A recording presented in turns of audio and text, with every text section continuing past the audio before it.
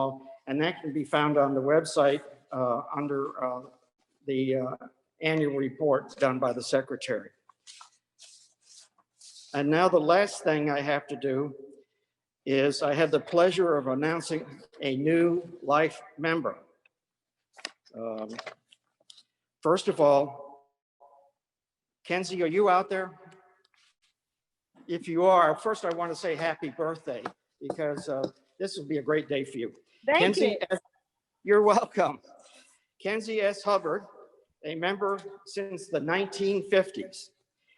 She was nominated by Clark Dennison, a founding member of the Fishing Bay Yacht Club Junior Program.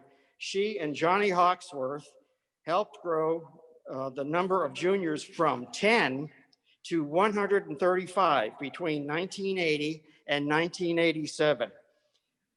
She became the club's first junior director in 1980, which also made her the first female board member in the club's history. Through her dedication and leadership, a foundation was laid upon which future junior program leaders could build to what has become arguably the finest sailing program on the East Coast, if not the nation. For their work on the junior program, Kenzie and Johnny were awarded the Matthew Fontaine Maury Award in 1983. And then in 1988, Kenzie received this honor herself, becoming the only individual in the club's history to receive the accolade twice. In 1989, Kenzie co-sponsored creation of the Hubbard Trophy, which is awarded to the outstanding woman sailor. Please join me in giving a big round of applause on Zoom to Kenzie Hubbard, our latest life member. Congratulations. Yay, Kenzie Hubbard. Congratulations. And now I'm going to turn it back to Tracy. Thank you, Jeff, and congratulations to Kenzie. Paul, do we have the ability to invite questions from folks on the Zoom? All right, let me just take a quick detour. If anyone has any questions about any of the presentations that are being made, there is a chat availability on your Zoom link. Just raise your hand and we'll try to recognize you. Otherwise, we would ask that you mute your microphones if you are not recognized and actually addressing the meeting. With that, I'd like to call upon Stuart Gregory to give the treasurer's report. Thank you. Stuart? Thank you, Tracy. I'm Stuart Gregory. I'm giving you the Treasury Report for 2020. This past year has been particularly challenging in many ways, but thanks to the creativity and hard work of the board and many volunteers, it's been a successful year for Fishing Bay, including financially. With fewer events this year due to COVID, our revenues were somewhat below projections at the start of the year. For the same reasons, our program expenses were also lower. And the result is that the club will likely finish the fiscal year with more cash available than initially projected. This has enabled us to pay off the loan for the East Dock ahead of schedule, a huge accomplishment. We are virtually debt-free and will start 2021 on very solid footing. Fishing Bay is a strong proponent of a program called Safe Sport. This is an effort designed to encourage respect among athletes, especially junior athletes. All the board members and those involved in junior programs are encouraged and expected to complete Safe Sport training. And the club has been working to make this an easy and inexpensive process. It'll get easier. There are significant projects that are being contemplated in order to keep our club the very special place that it is. As these projects are considered, please know that we are in a very strong position currently, and the club leadership plans very carefully and takes a very conservative approach financially. Thanks to Veronica Henkel, detailed financial reports are on the web, and I encourage you to take a look. My report will be posted to the website after the close of the fiscal year, which is on November 30th. Thank you very much. Joe.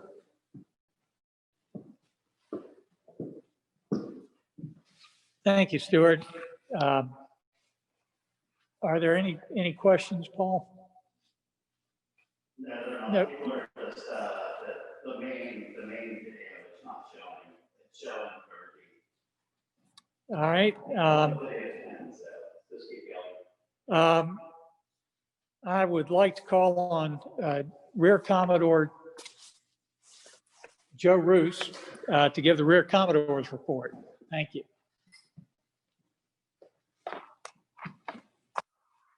All right, thank you, Tracy. I'm pleased to report that as we close out the 2020 season, the FBY facilities, these are the main clubhouse, Fanny's house, the grounds and the docks, are in excellent condition. As we all know, this has been an unusual year. In addition to the planned upgrades and expected repair and maintenance needs, the pandemic with phased opening requirements, social distancing, and enhanced cleaning drove a constantly changing environment as we managed our landside facilities activities. Facing these challenges, our General Manager, Brian Ankrum, his staff, the board members, the committee chairs, and the numerous volunteers identified and addressed gaps in our processes and brought about creative and really hard work to bear to ensure that FBYC remained a safe and enjoyable place for us all to enjoy sailing in the camaraderie of our friends. The following is a brief report on landside activities. First, log streamer. Wish to thank Andrew Spencer as he moves on from this activity for all of his efforts to move the log to an electronic format. This eliminates the production and mailing cost and our advertisers that continue to support FBYC. Throughout this, Andrew has diligently and often with an interesting twist of humor, kept us on the submission deadlines and worked to lay out an attractive and informative publication. Thank you and great work, Andrew. On the House, I'd like to thank Doug Badura, who served as House Chair in 2020. The House improvements got off to an immediate start with new flooring and paint at Fanny's house. Other major House activities included painting, ceiling fans, and a new HVAC here in the clubhouse. But as we all know, 2020 turned into a year of flux. Doug worked with the flag, the ground chair, and FBYC staff to develop strategies and address staffing requirements to open and operate FBYC in line with the enhanced cleaning, ventilation, and occupancy control policies. Doug has also updated the 3-year plan, providing guidance for continuity for incoming House chairs. Doug will be moving on from the board responsibilities, and we wish to thank him for the years of service to FBYC as a House and grounds chair and throughout the leadership positions in the junior program.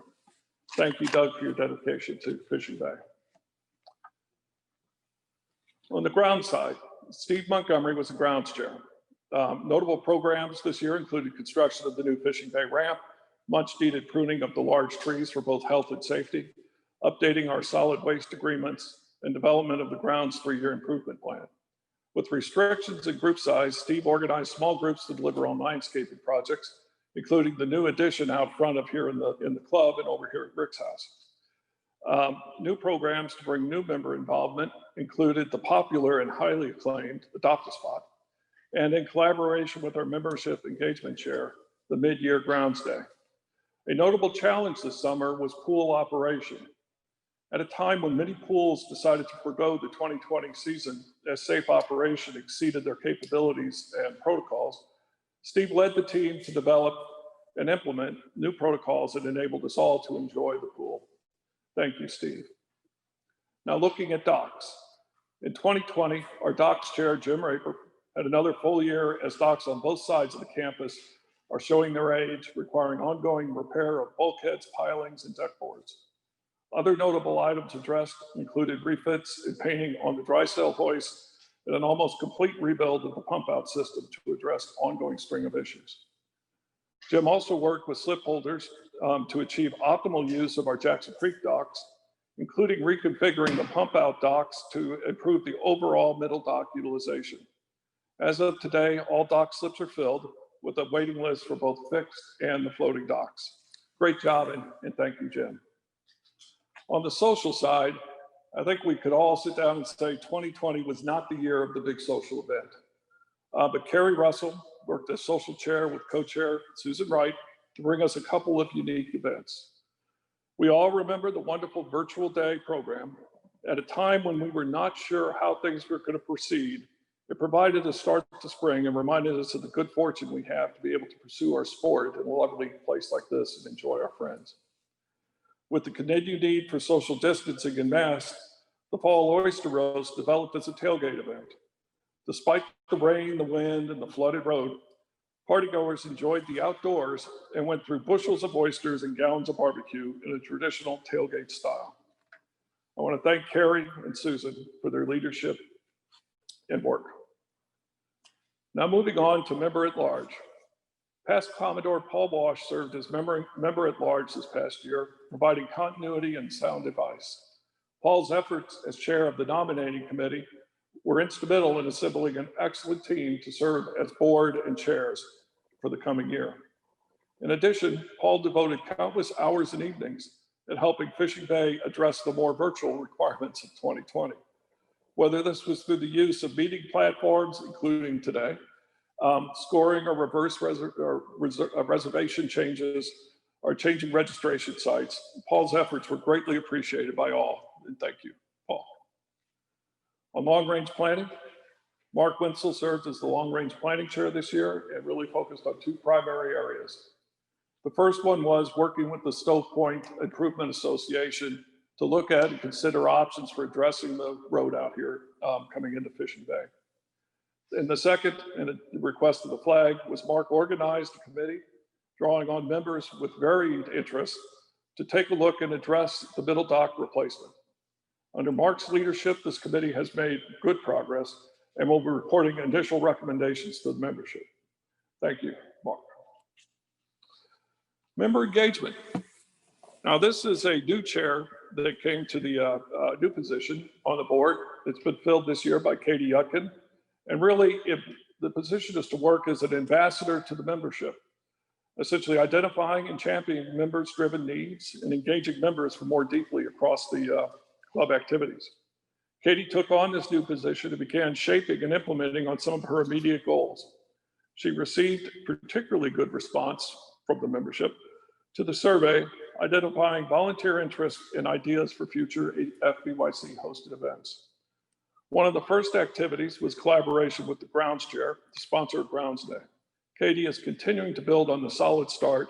I want to thank Katie for her efforts and enthusiasm.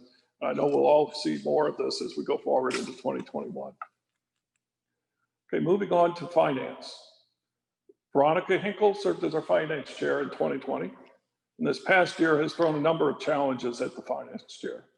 As events and schedules and reservations were constantly changing, Veronica provided invaluable support to the different groups within programs at FBYC, seamlessly reconciling the event registrations and fees. She has also worked closely with Stuart, the treasurer, to help improve our overall bookkeeping processes.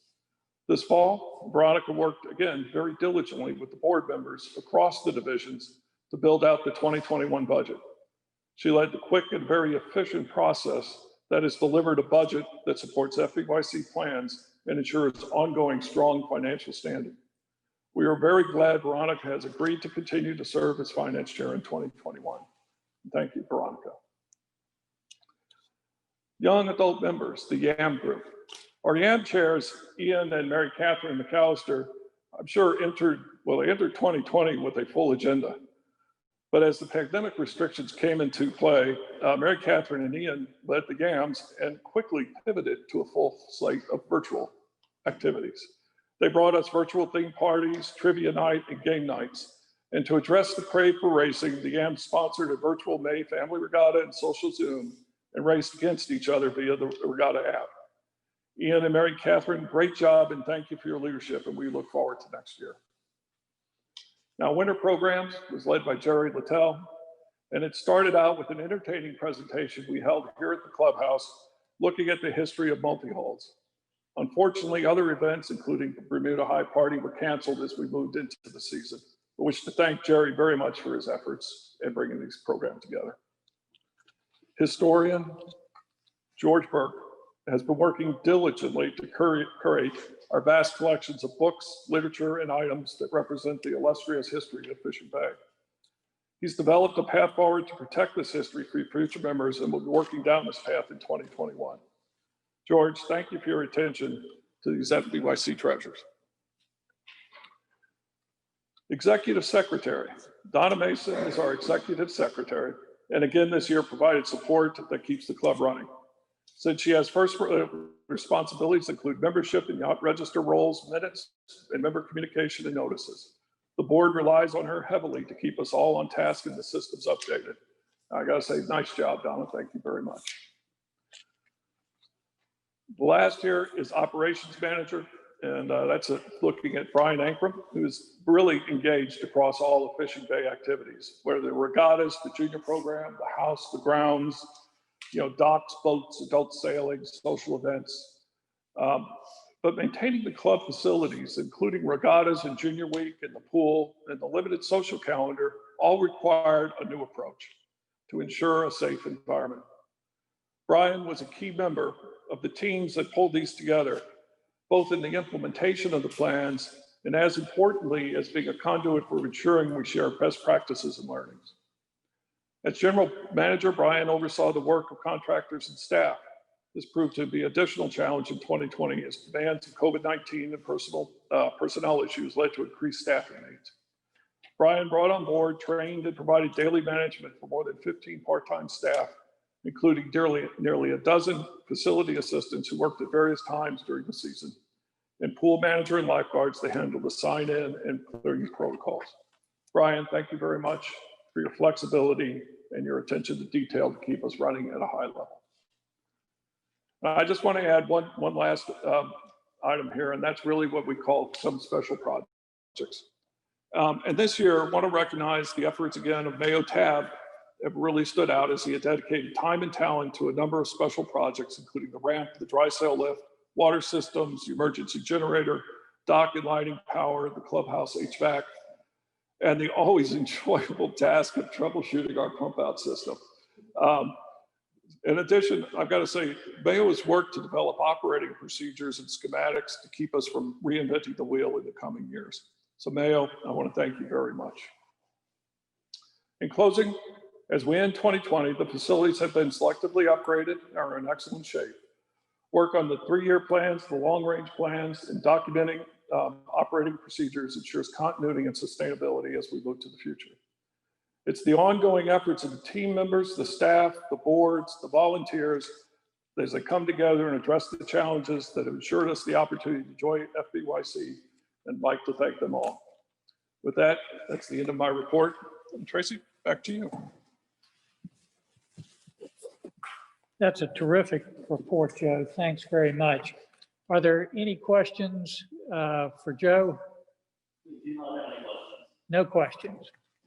All right. Thank you. And I now call upon Vice Commodore Elizabeth Stoss to present a report covering the sailing activities for the year. Elizabeth?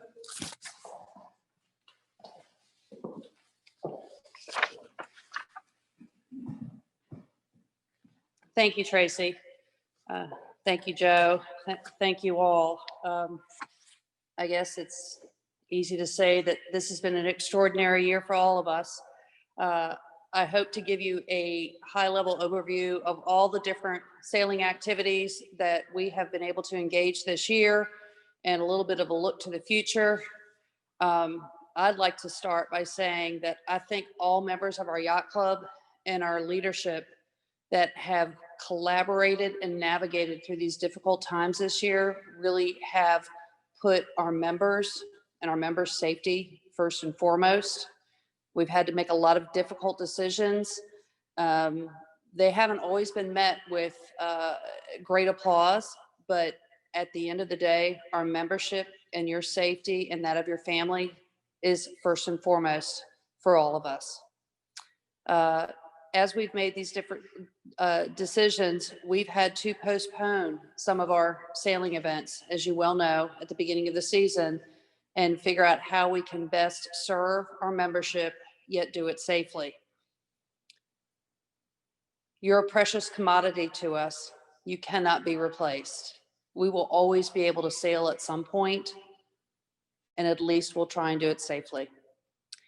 I'd like to share some gratitude towards our collective leadership in making all these decisions and being able to evaluate and adjust and continue to adjust. We've postponed, we've moved events around, we've made adjustments to what we do on land, what we've done offshore across all of our different fleets. And the patience and the understanding of our membership is greatly appreciated.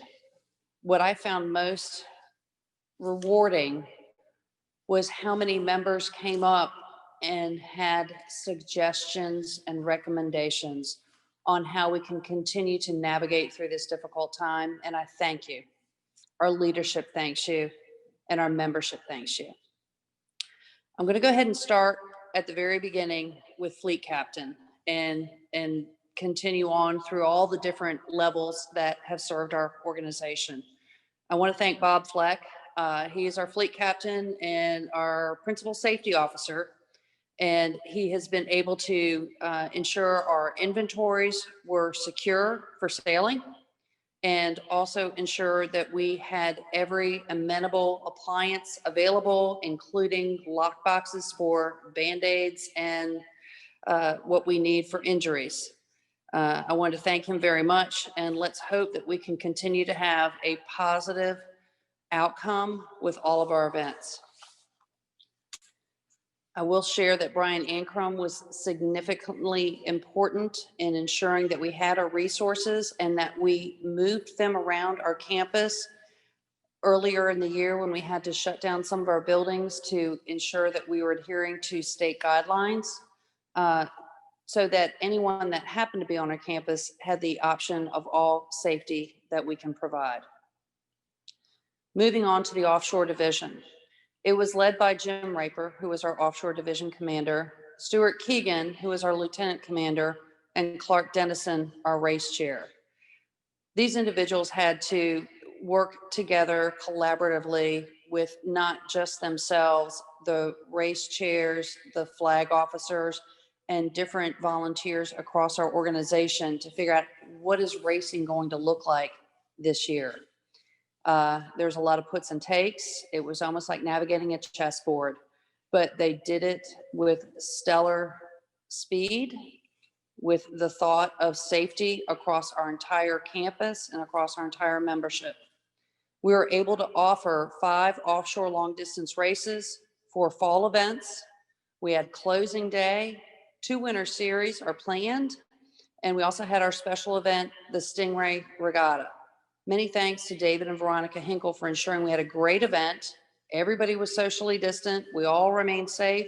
We're able to go out there and race and still have some onshore refreshment while still keeping to our safety requirements. Thank you to Mike Karn and team for pulling off some exceptional racing. And I do want to again thank our offshore leadership who truly stood up. We're a sailing club.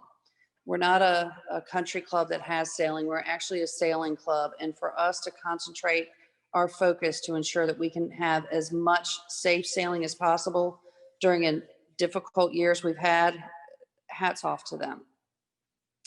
An area that we continue to have some successes with Regatta Network for registration and yacht scoring.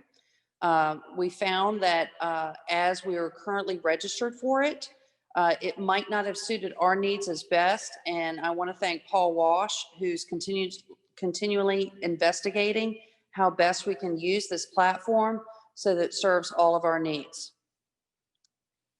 We are trying to develop more race committee volunteers and multiple skill sets to supplement not just offshore, but one design, main committee boats, mark boats, safety boats, launching. So I'm very pleased with that. And because of that, I wanted to thank several individuals. Leading up into that, our crew training, which who would have thought that we could have had crew training this year? Lauren DeSimone and Stuart Keegan provided a very successful virtual crew training session which was well attended. And considering what was going on earlier in the spring, it was amazing that they were able to pull that off and were able to retain some of those crew members. The program was unique. It had social distancing, but they were able to manage the schedules and pull that off. So hats off to them. We had some after race social navigation issues, trying to determine what can we provide people, how do we keep people safe, how do we ensure everybody has a level of comfort. I want to thank the offshore division race chairs, division lieutenant commanders, and also race chairs for being able to navigate how we can best handle that, and also ensuring that our racers were able to have some type of socialization, albeit somewhat apart. We did find out that with our fluctuating schedule, awarding trophies after the races was not something that we could do well. So virtual trophies, virtual awards, we capitalized on that and had phenomenal success. What worked out well is that the race chairs were able to provide the results back to our trophy chairperson, John Moody, and we greatly appreciate his efforts, so that they can actually be personalized and delivered following the event. We all love to get a trophy right after the race, but in order to ensure that we have social distancing, we couldn't really do that this year. But the next best thing was you'll get your trophy a little bit later, but it'll be customized to you in the event you were in. So we think it's a win-win situation. I want to say that the offshore race leadership concentrated on the best ways to ensure we could race as much as possible, considering what was going on this year. And it's to their credit that we were as successful as we were. Moving on to One Design. One Design was led by Joe Nelson, who was the division commander, Brad Squires, the lieutenant commander, and Rick Peterson, the race chair. And with everything that's going on, they again had a very successful year. They held One Design events. They came to the conclusion that we weren't able to have the Flying Scott event districts earlier in June because of what was going on with COVID, because of our state restrictions, and swiftly came to the conclusion that we could tuck that in with our annual One Design. And they dramatically shifted gears to be able to support that event. That type of flexibility and that type of tenureship is truly an asset to our club.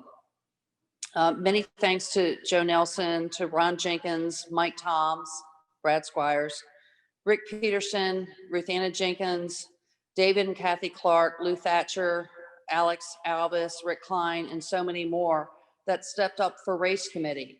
One of the areas that we had to concentrate on this year was ensuring that we had the proper volume and tenure of race committee, but also ensuring that they were in a safe environment. So we had to have some flexibility. And I was really impressed with how everyone gathered together and filled the gaps.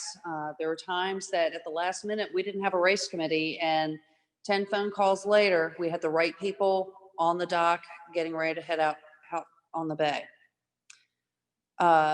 Wanted to thank again the David Hinkle and Mike Harn for successfully navigating the combine of the AOD regatta with the Flying Scots. We were also able to include junior racing with AOD this year. Haven't been able to do that in many years. Normally it's a conflicting event, but because juniors weren't able to travel to the points that they typically were able to, we had a phenomenal success. That particular event, we had over 40 racers just on the junior side, supported by junior coaches, volunteers. We had over 50 volunteers campus-wide that were able to successfully have this event go forth. We had young volunteers, we had tenured volunteers, we had some folks that just came up and said, hey, I want to help. It was amazing to see everyone coming together to ensure that our club could continue to race. Big thanks to David Hinkle, PRO, and his family, and so many others that were ensuring that all of our fleets had a proper racing venue. Throughout all of this, we learned that we had to limit social events. As I said before, we had virtual skippers meetings, virtual awards, and we can be very successful across all these venues. But what that takes is the leadership and the members of Fishing Bay working together, coming up with a better way to make events happen in the current environment. Moving forward, I want to go ahead and thank Phil Webb for making the Jerry Dennison Legacy Regatta something truly special. On a day that was pouring down rain, very cold and exceptionally windy, he gathered together with Clark Dennison, Ruthanna Jenkins, and Hunter Davidson, and even threw in a bunch of juniors to help run the race committee in a not so pleasant day. So hats off to you, Phil. Thank you very much. I'm going to move on to the cruising division, and I want to tell you that it was led by your cruising division commander, Nancy Powell, and also Scott Searles. They did a phenomenal job considering the venues that were upon them. They did have to cancel some events, but they were still able to host 5 cruising events, and they were enjoyed by everyone. They had to curtail some of their social events, but they still were able to go out there and sail. They did a Delmarva circumnavigation. They went up and down the bay. They had point to point. They had captain's choices. Albeit they were not as many events as they normally would have had, they still had a great time. The success of our season is attributed to the wonderful cruise leaders that offered all of these great destinations, but mostly because of their flexibility. Their flexibility in understanding the needs of the members that are cruisers and really wanted to identify a great way to enjoy their boat, enjoy their family, still get out and sail, and figure out all the different venues that they could attain and those that they needed to stay away from. So hats off to them. The cruising division does look forward to more members joining it for next year, and let's hope that they can go around the world next year. It's a great group of individuals. I'm going to move on to the junior division. It was led by Jason Angus, division commander, Mary Almany, the lieutenant commander, and Mason Chapman, the fleet lieutenant. And I have to tell you, they had an amazing season. They typically are the earliest to hit the water in early spring, and things just fell through the floor. They typically engage professional coaches that come from international locations, as well as numerous college coaches. When the curveball of COVID hit and the restrictions, not just in the US, occurred in early March, Jason and his leadership hit the ground running. They kicked it into high gear. They coordinated with the yacht club, with other organizations, with safety in mind. They navigated so many different elements in order to make something happen. They were able to identify one international coach that could actually get into the country. They changed direction. They identified coaches that can come from other venues. They had to navigate travel restrictions. At that point, we had the mandatory 14-day quarantines, visas. Do we have junior week? Do we not have junior week? What are we going to have with regattas? Ensuring all these juniors can have some kind of sailing. Well, when they rallied, they blew it out of the park. They were highly supported by Catherine Angus, Will and Patty Angus, Julie Chapman, Mark and Joanna Winsel, Jennifer Bendora, Will Angus, and Steve Utley. We had a race team. We had Opti Kids. They actually lifted up junior week that had been in the middle of June, almost since inception, and moved it to later in the summer. And they did that nearly at the last minute. They navigated all the registrations, families that had to switch registrations. It was a constant boiling kettle of water that they had to manage and maintain. Junior week went off fantastically. We had some travel regattas that came in there. They had temperature checks. They had the first regatta on the Chesapeake Bay that actually used yard paint to mark off our campus. Brian and his team reconfigured our entire campus so that we could have all the visiting kids coming for junior week distanced across our campus so that everyone had a safe spot to be in. No child went in the water without ensuring that they had a buff. There was check-in, check-out. They also initiated a really unique resource, which is called Camp Doc. Camp Doc was used for registration, payments, safety forms, check-in, check-out. And by identifying that as a resource, it made it much easier across the board. What was most unique about this is that we were able to have an annual junior regatta, which we were not able to have earlier in June. It looked a lot different. We had to limit capacity.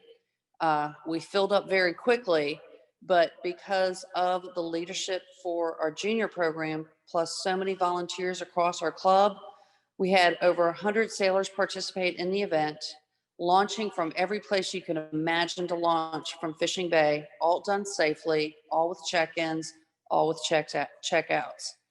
We had so many protocols and dry runs that were tested ad nauseum to ensure everyone was on our campus was kept safe and well, that we actually had other yacht clubs peeking over our shoulders and copying off our work.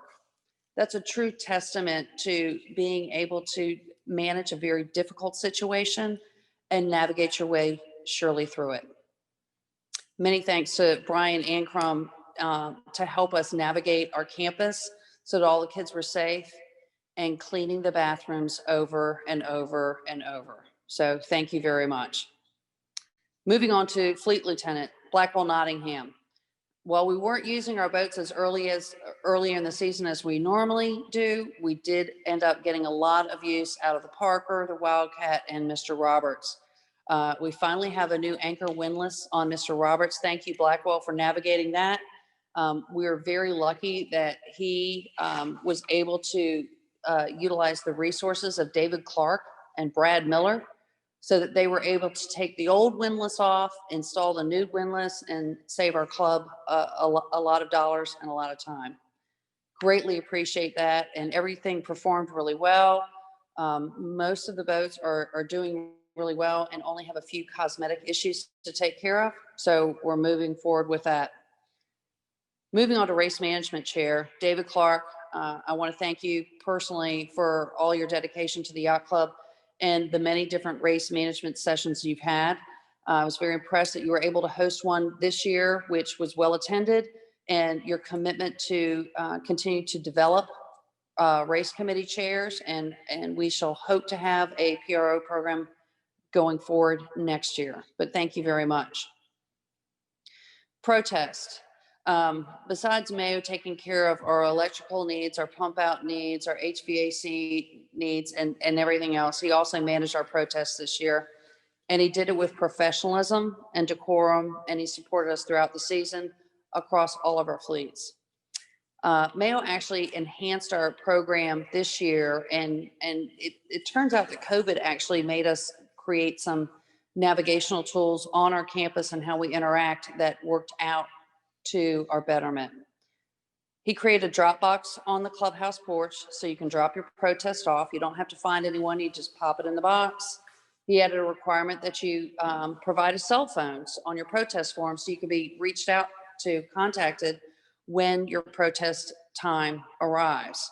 The posting time of the individual protests allowed him to conduct everything upstairs in our clubhouse in a safe environment, so everything was slated and scheduled. Did a great job managing that for us. He had protests in several of our fleets, and they were navigated properly. Moving on to trophies. As I mentioned before, John Moody did a great job trying to navigate all the different elements of our racing or lack thereof earlier in the spring, but also acknowledging the fact that we weren't able to present trophies immediately at the conclusion of an event. He worked very closely with Julianne Wash, and I thank you, Julianne, for being Johnny on the spot and quickly being able to produce awards and have them customized for us. So thank you, John. Thank you, Julianne. I wanted to also thank you, put out a thank you to Karen Soul, who navigated our marketing. We were in a position this year that our schedule was changing, and it was changing rapidly. and we needed to get notification out to our membership. Karen ensured that we were notifying our members, giving them updates, and also helped us ensure that they had the information that they needed and when they needed it. It also produced a lot of eyesight, if you will, to our website and generated some new membership. Thank you very much, Karen. You did a great job on that. Moving on to adult sailing, it wasn't the year that we had hoped. We didn't have as many guests and visitors come to Fish and Bay, but Mike Toms, who was the director of adult sailing, and Ron Jenkins were able to spend a lot of time working on the boats that we have, the club-owned boats, to offer for our membership. This year we had 8 paid memberships and we had 5 free memberships. The free memberships, if you recall, are offered to our new members for the first year, and they were able to secure reservations and have multiple launches, and some of them were even able to participate in One Design events. I wanted to thank Brian Ankrum and his team for always being at hand to launch and retrieve the club-owned boats for these individuals that are trying to figure out, are they interested in the Flying Scot, hone their sailing skills, or just get out there and race. Tom Roberts, thank you so much for being our CBWire delegate year after year after year. Tom kept us straight. He attends the annual CBWire meetings. He did it virtually last December, and he keeps an eye out for us and listens to any issues that are coming. He also pays attention to our junior program and what we're handling with our CBWire requirements across the Bay. He oversees our One Design fleets, and he did a fabulous job helping us with schedules and High Point competition. We're greatly appreciative of Tom Roberts, and thank you for continuously standing by our side in that capacity. Because COVID affected all of our racing across all of our venues, we're really pleased that we were able to get as much done as we could. And I'll tell you, the one thing that I was so pleased with all of our membership is we figured out how to sail. We figured out how to sail and enjoy ourselves, because that's the type of club we are. This concludes my overview of the sailing programs for 2020.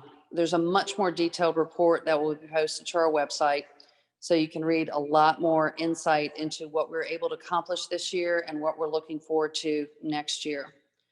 I also want to tell you that earlier today, we did record our annual awards, because obviously we had to do that virtually. That will be posted to our website, so you'll have an opportunity to not only listen to the verbiage that we prepped for that, but there'll also be a slideshow as well. So stay tuned for that. I want to wrap up by thanking Tracy Schwartzchild, our Commodore, and Joe Ruse, our Rear Commodore, for their guidance and help and support. It did take a village this year, and being in constant contact with them to ensure that we covered all the bases and supported each other was phenomenal. Our membership is really blessed to have such leadership. I also wanted to thank Paul Walsh and David Hinkle, both past Commodores, for their support and experience, because I leaned on them as well. I thank you very much, and that is the conclusion of my report. I'll turn it back over to you, Tracy. Thank you, Elizabeth. I've just got a very few comments I'm going to make, because I think Joe and Elizabeth have really addressed all of the things that we accomplished this season. As you can tell, this has been a wildly busy year, despite all of the interruptions and distractions we've had in dealing with the COVID situation we all face. I know we were all frustrated early in the year with the postponement of our expectations and our sailing activities, but we managed to really present a number of virtual programs and save a season that at the beginning looked like it might not even exist. I particularly want to salute our junior leadership. Jason and Catherine Angus were remarkable in their creativity and hard work to come up with an operational plan that served as a blueprint for a number of our other events and programs. This hasn't been an ordinary season at Fishing Bay Yacht Club. And despite all the challenges and delays we encountered, we've enjoyed a remarkably successful year with a respectable number of on-the-water events and activities.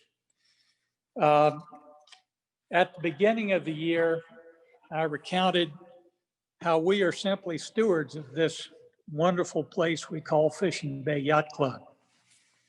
I noted that our club offers our members a host of opportunities to enjoy the company of old friends and meet new ones, to practice the science and art of sailing, to spend some quiet time on the water and confront nature's challenges, to savor the excitement of competition, to join in social activities, or simply cool off in the club pool.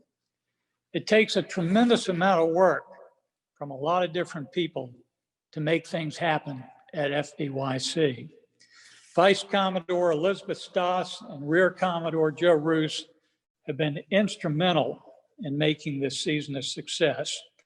They've each devoted a remarkable number of unseen hours dealing with various novel operational issues that go well beyond their normal duties. I greatly appreciate all they have done for the benefit of our club. And I wish that I could say something about each of the members of our board and our many volunteers, but I think Joe and Elizabeth have already covered that. But we wouldn't have had this season without them. And our board has been terrific. The outstanding attendance at our monthly board meetings reflected the robust participation and commitment and interest that make things work at our club. Brian Ankrum, our club manager, began the season with some incredible challenges exacerbated by the COVID condition that we were confronting. And he really handled those challenges remarkably well. So, as I always say, if you have an opportunity to thank Brian for everything he does, please do. I also want to recognize the efficiency and good work of our executive secretary, Donna Mason. Although Donna spends very little time on site here at the Yacht Club, we couldn't operate without her. And Donna, who's sitting over here, I just want to say thank you for everything you do. To the board members and volunteers who've contributed so much of their time and their talent during this remarkable year, I say thanks. Thanks for all you've done to make this season such a great success. And again, thanks to our members who showed flexibility and patience during an unusual season. We have great leadership for the coming years, and exciting things will continue to happen at Fishing Bay Yacht Club. I hope that you have a safe, healthy, happy Thanksgiving, and I offer all my best wishes to Elizabeth, Joe, Mark, our new leadership, our new board, and all of our members. Thank you. With that, I would like to entertain our new business agenda and would call upon Mark Wenzel for a brief presentation on his activities.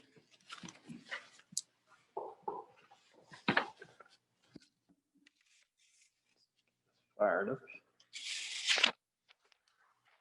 Good evening, everybody. Just give me 1 second. I'll get this shared on Zoom for you all. Before we get started, I wanted to say a big thank you to Tracy. I know everybody else feels the same here, just incredible leadership, and thank you for everything you've done, over the last couple of years, especially this year. We appreciate your steady hand on that.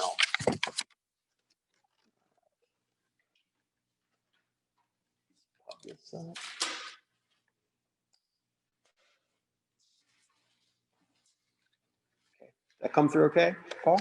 Excellent. Well, good evening, everybody. We'll keep this short because the evening is drawing on. Just wanted to say we started an effort on our docks phase 2 update plan here. We're going to actually go over what are some developments we're looking at as we go forward with our most important facilities. Really, as Tracy alluded to earlier, we started an effort to really evaluate where are we with our docks. This goes on the heels of, as we mentioned, we've improved our Fishing Bay ramp. That's been a big success. We've replaced our east dock. We've also paid the east dock off early this year, which is fantastic. So we're in a great place to start looking forward to the future here. So as a long-range planning chair, one of the goals I was given was to let's just take a look at where we are, especially where the middle dock is at Jackson Creek, as well as the west dock. Look at enhancing amenities in those docks. We all spend a lot of time there this summer. I think really that's the hub of our community is those docks, and so we want to make it everything from things like Wi-Fi or power options. Let's see, are there any ways we can do to make it better? We're also looking at things that are other important facilities, such as repairing and enhancing the durability of the Fishing Bay dock. That gets a lot of use by our junior programs and our One Design programs. It's very important, as well as even some smaller projects, such as there's a wooden ramp in front of the main clubhouse here that's been used by our Opti kids for years and years, and there are ways we can improve that as well. So I will say, with the help of many great volunteers, I'm going to recognize our phase 2 committee members. They've joined in this effort and given a lot of their time. As you can see from this, we have a tremendous amount of experience, many folks who've been really instrumental in the projects to date, and I really want to appreciate and call out thanks to David Clark, Jim Raper, Mayo Tab, Steve Montgomery, Glenn Doncaster, Chris Lindblom, and David Hinkle. We've been meeting this fall on a bi-weekly cadence, which has been fantastic. We've made got a lot of momentum going, and we're covering a lot of ground. Just before we look forward, I want to look back for a second. What we're calling phase 1 was really the work that was done in 2018 to replace the east dock. Really, a couple of big benefits came out of that. The high level of member satisfaction. We've got an increased waiting list for the docks. The ability to accommodate larger and beamier boats, with the new, more modern designs tend to have larger beams. And we're also finding they're just ergonomically better suited for users. As the tides go up and down, users are safer, but also, as we have our high tides or other issues, we've really enjoyed, like the east dock has done great. It stays, obviously, as it floats. The record high tides we had don't affect it.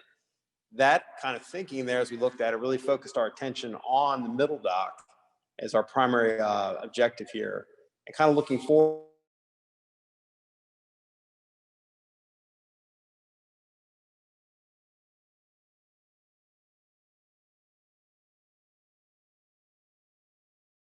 Towards our plan. The engineering and planning is well underway. The team has been really active and doing a ton of research, discussion, design work.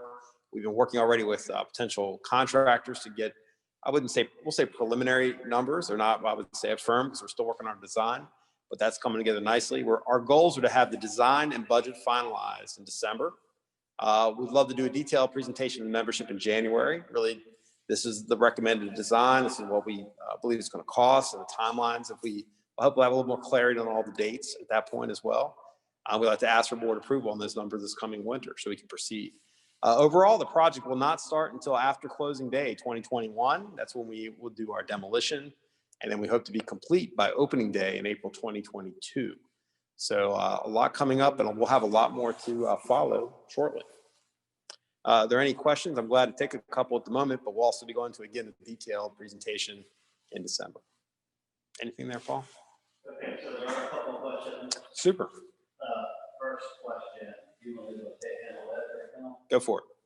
Will the middle dock be a floating dock as well, or just a replacement of the existing? Very good question. We're actually planning to follow the plans and designs of the east dock, so that would be a floating dock as well. That's the primary option. We have looked at other options, but that seems to be we'll say the most cost-effective, not the most cost-effective option, we'll say, but the most feasible option in terms of constructing and adding the larger beam boats, and also the ability to, again, with the floating dock, we don't have to worry about the high tide issues as much. Any other questions there, Paul? That looks like it's it. Super. But no, yes, we're definitely focused on the floating dock as the primary option. Awesome. I'll turn it back to you then, Tracy. Thank you. More to come.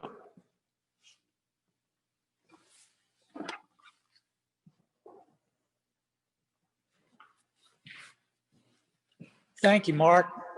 As you've noticed, I've made a note to myself to have my mask surgically removed from my face each time I stand up. Mark, thanks so much for the good work you've done and the work of your committee. It really is an important infrastructure improvement that we need to address. And there will be an opportunity in the months ahead to meet with Mark and the committee for more information. With that, I'd like to call upon immediate past Commodore Paul Wash to give a report of the nominating committee. Paul?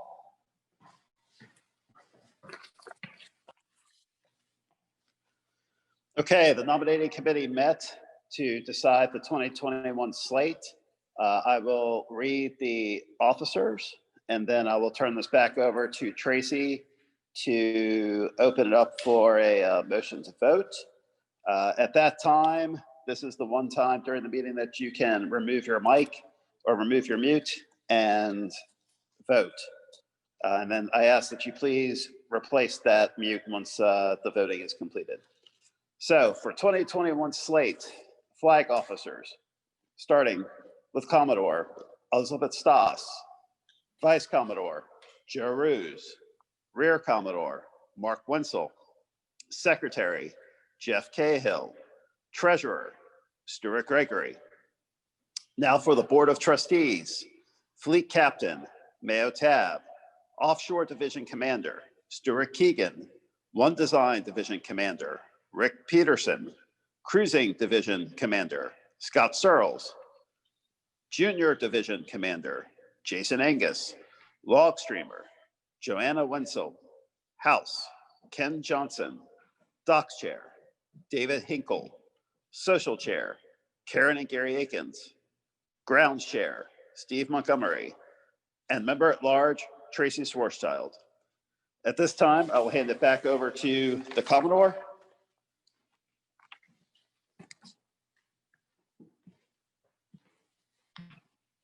Thank you, Paul.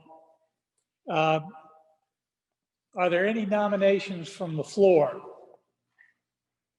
Hearing none, I'd like to ask for a motion to approve the report of the nominating committee. So moved. Is there a second? Second. Second. All in favor? Aye. Aye. Any opposed? Thank you very much. Congratulations, Elizabeth, Joe, Mark, and the new board. With that, I'd like to invite Elizabeth Stoss, Joe Roos. It's back to me. I have to do the committee. But we don't vote. go ahead. Okay, now that that's complete, now I will read the list of committee appointments that have been assigned. Race Management, Clark Dennison. Offshore Division Lieutenant Commander, Craig Suzuki. Offshore Division Race Chair, Ed O'Connor. One Design Division Lieutenant Commander, Andrew Spencer. One Design Division Race Chair, John Lumsden. Cruising Division Lieutenant Commander, Chris Lindblom. Junior Division Lieutenant Commander, Mary Almany. Junior Division Fleet Lieutenant, Mason Chapman. Fleet Lieutenant, Kevin Hartz. Protest Chair, Bob Fleck. Trophy Chair, John Moody. Membership Engagement Chair, Katie Yutkin. CBYRA Delegate, Tom Roberts. Adult Sailing, Mike Toms and Ron Jenkins. Long Range Planning, Jim Raper. Webmaster, Paul Wash. Finance Chair, Veronica Hinkle. Winter Programs, Elaine Vincey. Marketing Publicity, Karen Soul. Historian, George Burke. and then our YAM chair, Mary Catherine McAllister, and finally, our general manager, Brian Ankrum.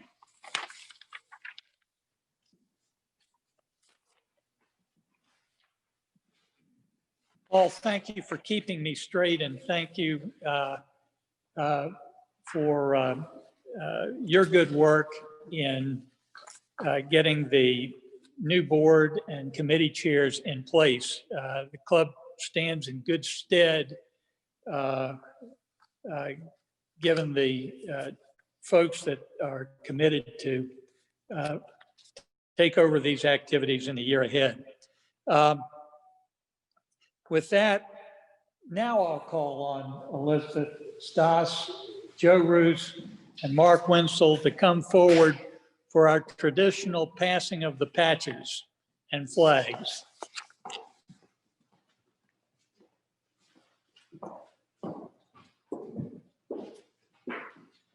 Elizabeth,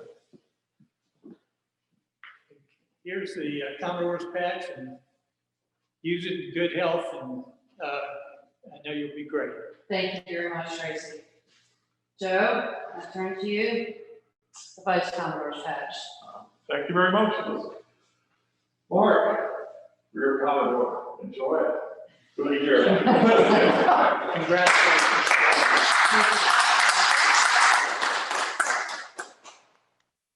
And with that, I would like to present to Tracy the Fishing Bay Yacht Club flag that has flown over our campus this entire year. And thank you so much for everything that you've done, the support, the leadership, the knowledge, the stewardship. I thank you. Thank you. Additionally,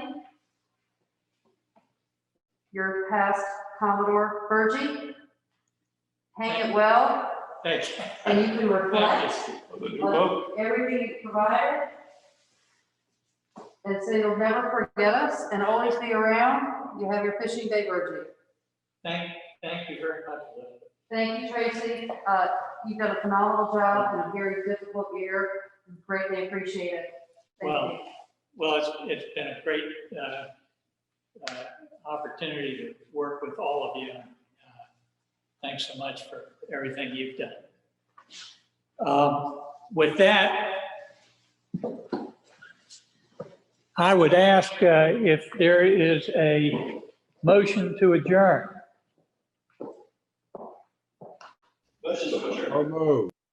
Is there a second? Second.